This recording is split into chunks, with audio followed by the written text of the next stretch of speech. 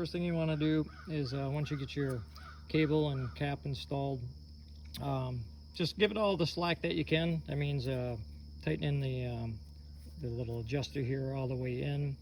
I've already preset the idle on most of these carbs. It should be pretty close to where you need.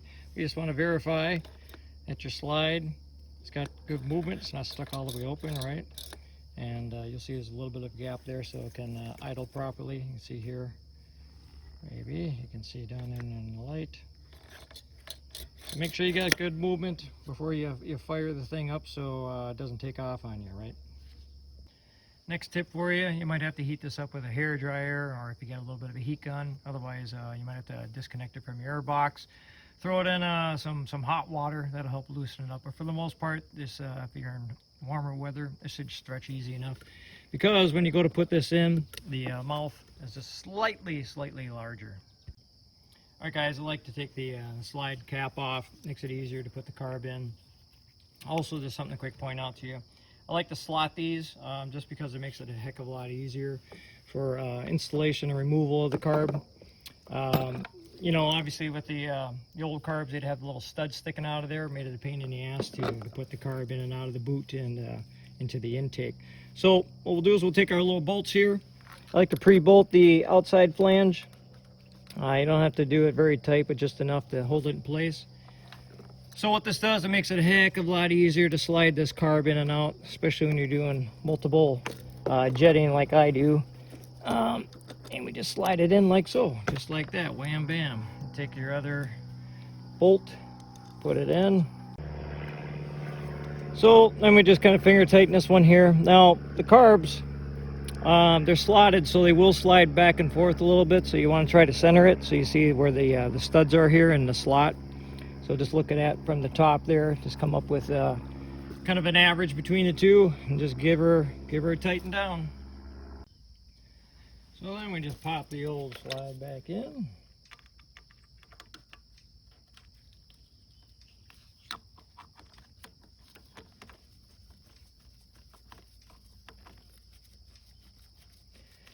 All right, now, so what I did for you guys, I supplied you with a basically a fuel filter with an adapter because the hose is a little bit smaller than your stock one.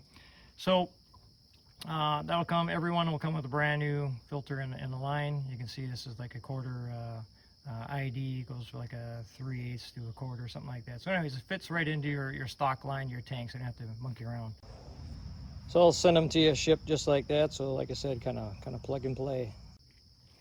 So of course you want to go ahead and verify action, make sure you get some good movement there, nothing's binding up.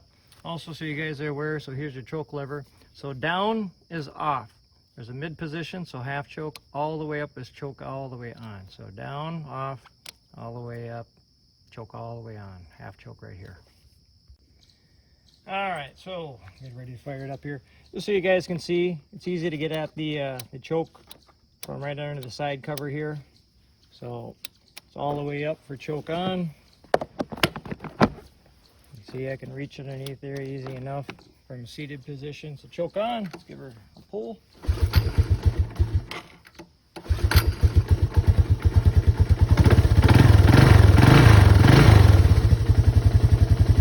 Choke on.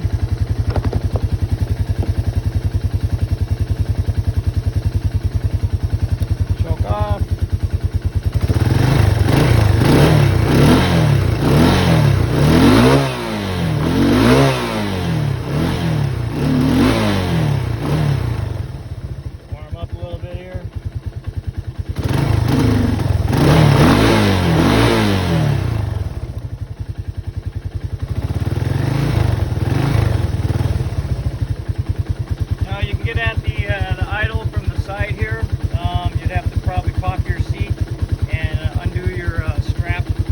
Right here.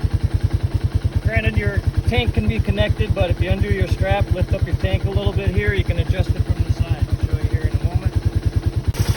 Alright, let's say we want to bump up this idle a little bit.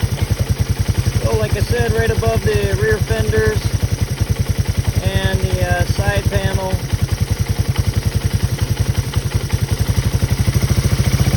There you go. Reach in between the side the rear fenders there, and you can get at it with a long screwdriver.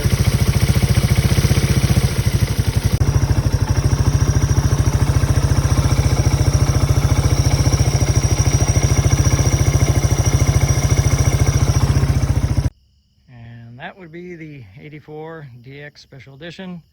Bone stock. Got these wimpy tires on here. They're not really even full 22s. They're pretty small, but I had it clocked GPS going 57, so it's pretty damn good. If I had the stock balloon tires on there, I bet you should go a good 60. You see, stock exhaust. Didn't do anything else but put that 30 mil Mikuni I built on there, and she goes like a son of a gun, and was able to pull 4th gear wheelies, a little bit of a tug on the handlebars, no problem. So good upgrade.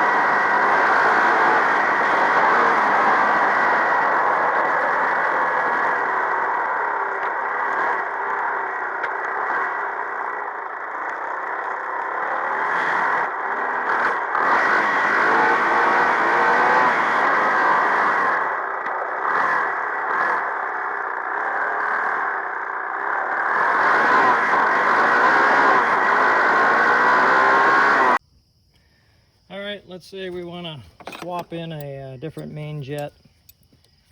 So tried to make this as painless as possible.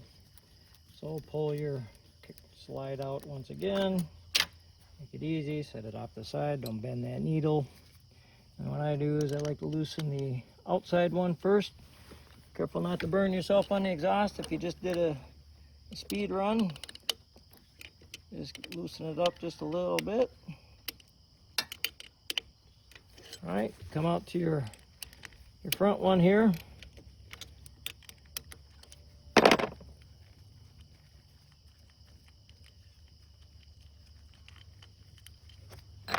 And pull it out, bam, just like that. That's the ticket. And same thing for putting it back in. Start with the boot first, slide in to the outside bolt,